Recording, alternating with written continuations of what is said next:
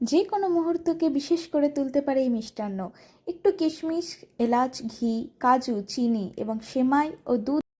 প্রথমে মাঝারি আঁচে কড়াইতে 2 টেবিল চামচ ঘি দিয়ে এরপর সেমাই নিয়ে নাড়াতে থাকুন যতক্ষণ না এটি সোনালি রঙের হয়ে আসে।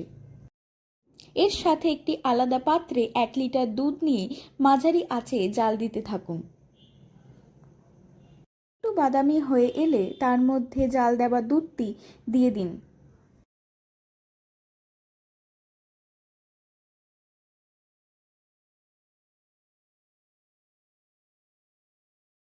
এরপর এতে একে একে কিশমিশ, কাজু, এলাচ, চিনি দিয়ে ভালো করে ফুটাতে হবে যতক্ষণ না এটি গাঢ় হয়ে আসছে।